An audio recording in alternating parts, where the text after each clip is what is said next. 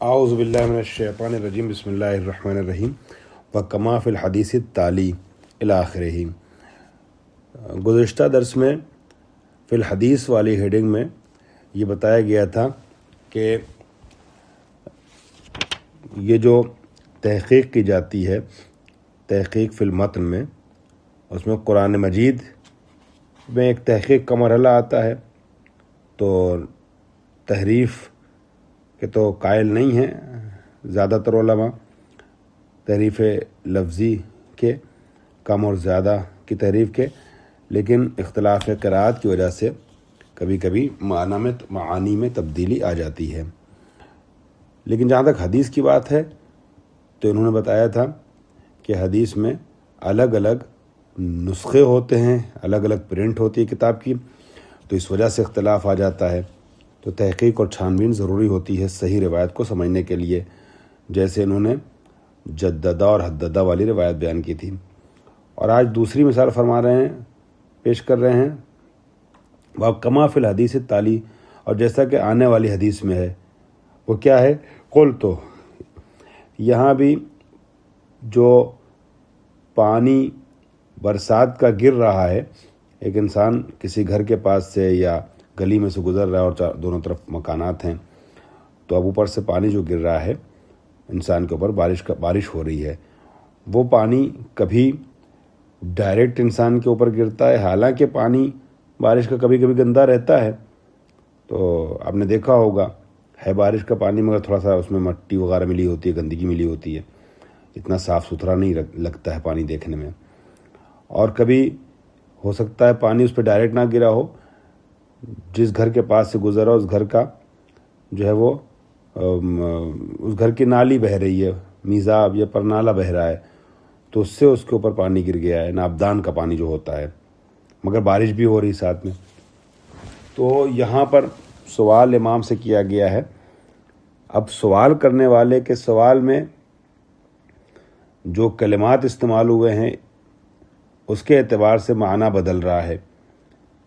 ایک عبارت آئی ہے جو من کے ساتھ ہے، اور ایک عبارت آئی ہے جو بغیر من کے ہے۔ یہ لفظ من کے گھٹنے اور بڑھنے میں سے، من ماء المطر یا ماء المطر، من کی وجہ سے، گھٹنے بڑھنے کی وجہ سے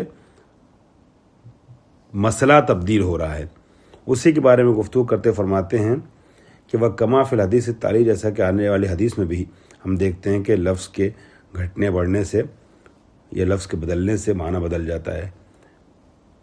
امام سے راوی کہتا ہے قُلْتُ، ہم نے امام سے کہا، وَيَسِيلُ عَلَيَّ مَاءُ الْمَطَرِ أَرَى فِيهِ التَّغَيُّرَ، ہمارے اوپر بارش کا پانی گر رہا ہے، ٹھیک ہے، اور ہم اس میں تغیر بھی دیکھ رہے ہیں، یعنی کچھ رنگ، مزہ یا بو کچھ بدلا ہوا ہے، کچھ تبدیلی ہے۔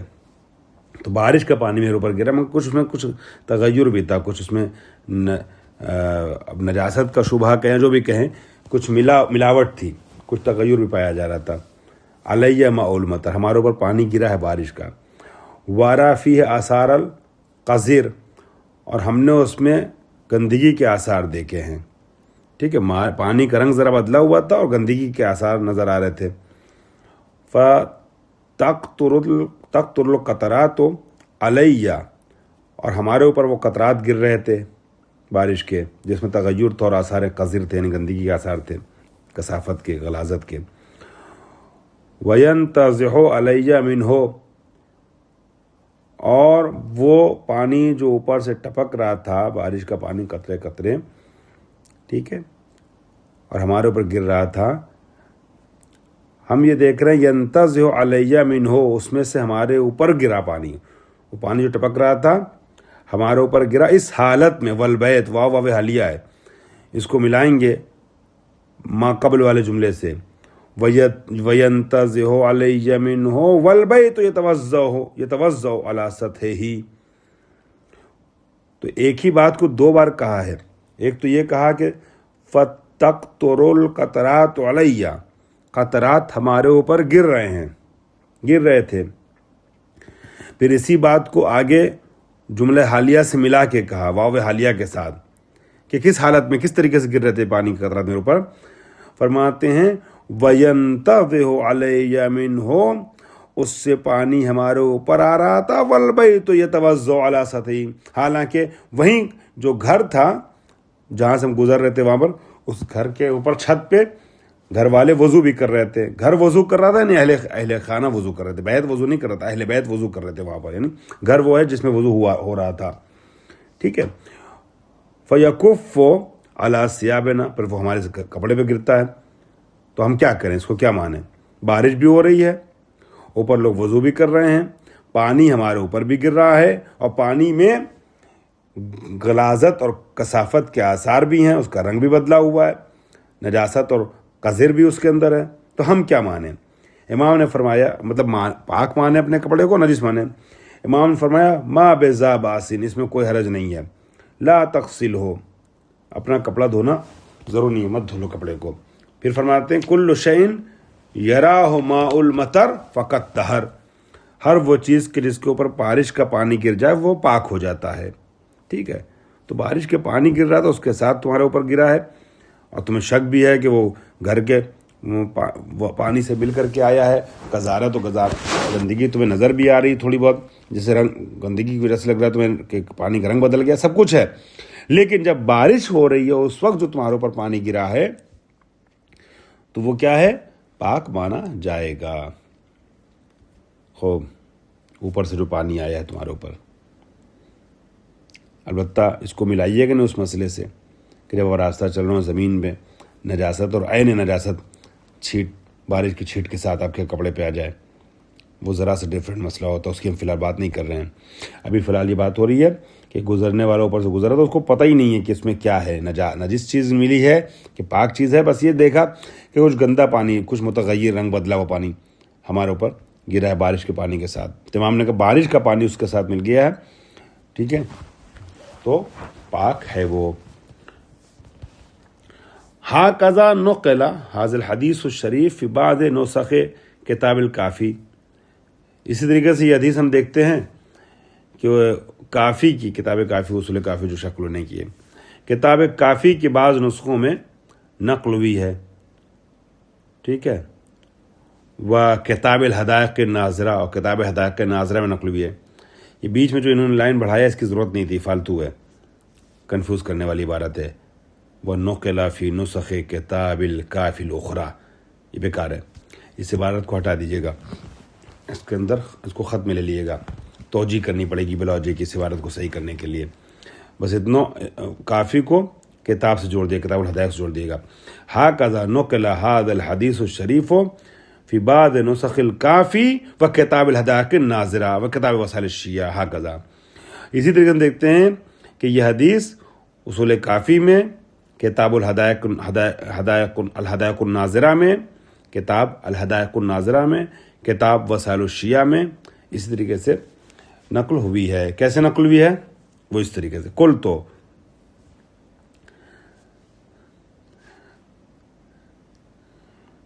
یعنی نوقلا حاضل حدیث ہو ہاکذا، اس کو ایسے ملائیے گا. ہم اسی طریقے سے ہم دیکھتے ہیں کہ یہ حدیث ان تینوں کتابوں میں اس طرح نقل ہوئی ہے. کیسے نقل ہوئی ہے؟ قل تو،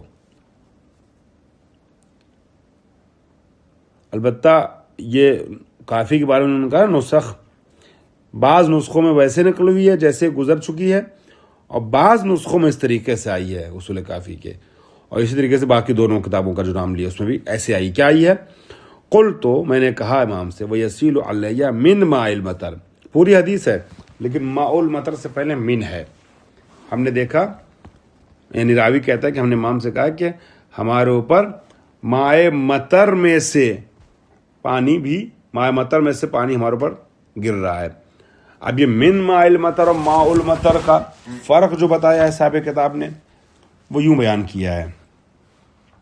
فرماتے ہیں فَإِنَّمَا يُعْطِي الْحَدِيثُ حَسْبَ النَّقْلِ الْأَوَّلِ، اگر پہلے والی ہم نقل کو دیکھتے ہیں حدیث کی، یعنی ماء المطر بغیر من کے، تو وہ کسی ایک مفہوم کو بیان کر رہا ہے، اور دوسری نقل کو دیکھتے ہیں تو دوسرے مفہوم کو بیان کر رہا ہے. تو پہلے والے نقل کے اعتبار سے ما یعطی الحدیث، جس چیز کو حدیث عطا کر رہی ہے، یعنی جس مفہوم کو سمجھا رہی حدیث، وہ کیا ہے؟ ان ماء المطر اخذ یقطر علی الرجل، کہ پانی بارش کا ڈائریکٹ گر رہا ہے اس شخص کے اوپر، راوی کے اوپر. وما یعطی الحدیث حسب النقل الثانی، اور حدیث جس چیز کو عطا کر رہی ہے، یعنی جس مفہوم کو سمجھا رہی ہے، جو چیز بتا رہی ہے دوسری والی نقل کے اعتبار سے، وہ کیا ہے؟ ہوا ان ماء المطر اخذ یسیل علی الرجل، اس مرد کے اوپر بارش کا پانی گر تو رہا ہے، لیکن کیسے؟ وَيَجْرِي مِنَ الْمِيزَابِ عَلَيْهِ، پانی گر رہا ہے مگر میزاب سے گر رہا ہے، ناپدان سے گر رہا ہے اس کے اوپر، ڈائریکٹ نہیں گر رہا ہے. وَهُمَا مَعْنَيَانِ مُخْتَلِفَانِ، یہ دونوں الگ الگ معنی ہیں. نشأ، ٹھیک ہے، وَهُمَا مَعْنَيَانِ مُخْتَلِفَانِ، نشأ تثنیہ پڑھیں گے اس کو، یہ دو معنی نشأت پائے ہیں. من ذکر من فی الحدیث و عدم ذکرہا، عبارت میں، حدیث میں من کے ذکر ہونے اور من کے عدم ذکر سے. یعنی ایک روایت کے اعتبار سے یہ پتہ چل رہا ہے کہ بارش کا پانی ڈائریکٹ اس کے اوپر گر رہا ہے، اگرچہ وہ گندا پانی لگ رہا ہے، اس کو تغیر اس میں پایا جا رہا ہے. ایک روایت کے اعتبار سے بارش کا پانی گر رہا ہے اس کے اوپر، مگر ناپدان سے ہو کے گر رہا ہے، جو گھر کے چھت کے پانی سے مل کے گر رہا ہے. ٹھیک ہے، تو یہ دونوں مفہوم من کے ذکر اور عدم ذکر سے سامنے آ رہا ہے. البتہ امام نے جو جواب دیا ہے اس میں رزلٹ اور فتویٰ دونوں اور مسئلہ دونوں کے اعتبار سے سیم ہے، چونکہ امام نے کہا کہ جس سے بارش کا پانی من جائے، ہے نا، کل شین یراہ ماء المطر فقط طہر. تو اس جملے نے بتایا کہ ڈائریکٹ گر رہا تھا پانی، تب تو خیر پاک تھا ہی، چاہے وہ تغیر اس میں پایا جا رہا ہو، کچھ مٹی وٹی پانی میں اکثر بارش کی ہوتی ہے مل رہی تب بھی، اور ناپدان سے اگر گر رہا ہے میزاب سے تب بھی، چونکہ بارش کے پانی کے ساتھ گر رہا ہے تو چھت پہ اب کیا تھا کیا نہیں تھا، لیکن اس میں شک مت کرو تم، بارش کے پانی سے مل کے گر رہا ہے تو پاک ہے. بس نتیجہ دونوں کا تقریباً ملتا ہی جلتا ہے، سیم ہے، لیکن ترجمہ بدل جائے گا، من کے ساتھ بغیر من کے. من کے ساتھ اگر کریں گے، عبارت کو لیں گے تو میزاب سے گر رہا ہے، ناپدان سے گر رہا ہے پانی اور اس کے اوپر آ رہا ہے، بغیر من کے تو ڈائریکٹ. دلالت المتن، ابھی ہم نے جو پڑھا تھا وہ کیا پڑھا تھا؟ تحقیق المتن. پہلے مرحلے میں یہ دیکھنا ہے کہ عبارت کون سی آئی ہے کتاب میں، کون کون سے الفاظ آئے ہیں، جددہ ہے صحیح یا حددہ ہے صحیح، ماء المطر صحیح ہے یا من ماء المطر صحیح ہے. یہ تحقیق فی المتن ہوئی. اب یہ پتہ چل گیا کہ من ماء المطر ہے، تو اب دیکھنا ہم کو یہ ہوگا کہ من ماء المطر کس چیز کو سمجھا رہا ہے، کس چیز پہ دلالت کرتا ہے. ٹھیک ہے، تو تحقیق فی المتن کا مرحلہ پہلے ہے کہ جہاں ہم کو یہ طے کرنا ہے، یہ دیکھنا ہوتا ہے کہ عبارت جو معصوم سے وارد ہوئی وہ کون سی ہے، قرآن میں جو واقعاً صحیح قرات ہے وہ کون سی ہے، یا تھرنا والے یا تہرنا والی. اب ہم کو یہ دیکھنا ہے کہ اگر یا تہرنا ہے تو یہ کس معنی پہ دلالت کر رہا ہے، جددہ ہے تو یہ کس معنی پہ دلالت کر رہا ہے. ابھی ہو گیا دلالت المتن، متن کی دلالت کیا ہے، اس کا مطلب کیا ہے، اس سے مسئلہ کیا نکلے گا. یہاں اس عبارت میں دوسری لائن میں وَكَذَلِكَ سے لے کے بینہما تک کی عبارت، یہ نظم عبارت کو میں خلل ڈال رہی ہے، اس کو ہٹا دیجئے گا، اس کی ضرورت نہیں ہے. ٹھیک ہے، اور صرف جو پہلی لائن میں دراست المتن ہے اس کے اوپر لکھ لیجئے گا اے دراست التحقیق، دراست المتن اے دراست التحقیق. وَكَذَلِكَ سے لے کر کے بینہما تک چھوڑ دیجئے گا، یہ عبارت میں نقص پایا جاتا ہے. دراست تحقیق،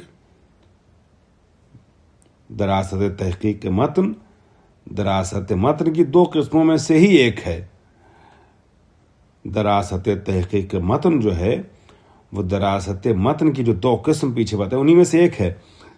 تو یہ جو ان کی عبارت ہے یہ عجیب و غریب عبارت ہے، کذالک سے کر کے بیان کیا انہوں نے، اس کو ہٹا دیجیے گا، صرف جو میں پڑھ رہا ہوں اس کو لکھیے گا. دلالت المتن فیما تقدم من الغرض لدراست المتن اے دراست التحقیق رأینا فرقا تاما بین القرآن والحدیث. وہ جو پیچھے گزری ہے بات کہ دراست متن سے یعنی دراست تحقیق سے ہماری غرض کیا ہے، اس میں ہم پاتے ہیں صاف صاف لفظوں میں تامن یعنی پورے واضح طور پہ ہم یہ پاتے ہیں فرق قرآن اور حدیث کے متعلق. مطلب کیا ہے؟ واضح لفظوں میں یہ بتایا جا چکا ہے کہ جب ہم دراست متن قرآن کرتے ہیں تو ہمیں زیادہ جستجو نہیں کرنی پڑتی، چونکہ متن قرآن میں کوئی اختلاف نہیں ہے مگر ایک شاذ و نادر. ہم مانتے ہیں کہ قرآن مجید کا متن جو ہے وہی ہے جو نبی کے زمانے میں نازل ہوا تھا. انا نحن نزلنا الذکر وانا لہ لحافظون. ہم نے ذکر کو نازل کیا، ہم حفاظت کرنے والے ہیں. بہت سی دلیلیں آغا خوئی نے عدم تحریف بڑی دلیلیں دی ہیں. ٹھیک ہے، لیکن حدیث میں تحریف واقع ہوئی کم و زیادتی والی. تو ہم نے واضح اور تام فرق کو محسوس کیا ہے پہلے مرحلے میں. میں نے کہا 2 مرحلہ، پہلے مرحلے میں دراست متن ہے، کہ متن کی تحقیق کی جائے کہ متن اصل متن ہے کیا. دوسرے مرحلے میں یہ کہ متن مشخص ہو گیا کہ یہ متن روایت میں ہے، تو اب یہ متن دلالت کس چیز پہ کر رہا ہے. تو کہہ رہے ہم نے پہلے مرحلے میں قرآن اور حدیث کے متعلق واضح فرق دیکھا ہے کہ قرآن میں ہمیں تحقیق کرنی پڑتی ہے، تحقیق نہیں کرنی پڑتی چونکہ وہاں کم اور زیادہ الفاظ نہیں ہوئے ہیں. ٹھیک ہے، حدیث میں بہت تحقیق کرنی پڑتی ہے. اما ہونا، لیکن یہاں سے مراد دلالت المتن کے مرحلے جو آتے ہیں.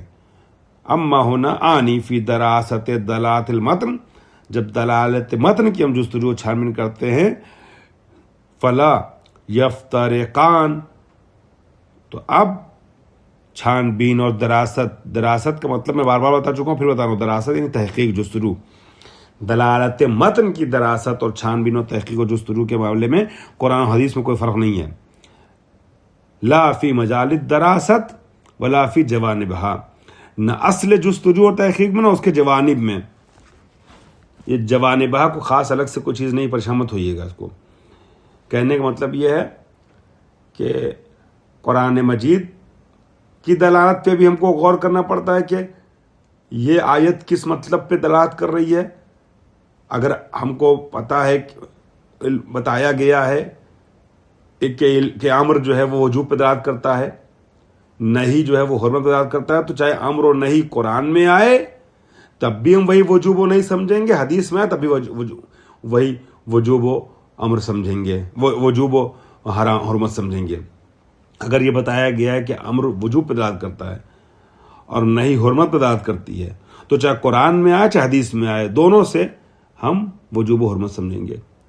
اگر ابدن کا معنی ہمیشہ کا ہے، ابدن یعنی ہمیشہ، ٹھیک ہے، نس ہے لفظ ابدن ہمیشہ کو سمجھانے کے لیے، تو اگر قرآن میں آئے کہ یہ کام ہرگز نہ کرنا ابدن، تو وہاں بھی مطلب یہ کہ ہمیشہ کے لیے منع کیا جا رہا ہے. حدیث میں آ جائے ابدن کبھی نہ کرنا، تو وہاں مطلب یہ کہ ہمیشہ کے لیے منع کیا جا رہا ہے. ٹھیک ہے، یہ ہے معاملہ. اگر قرآن میں ضرب سے مراد صرف مار نہیں ہے بلکہ ضرب سے مراد چھوڑ دینا ہے،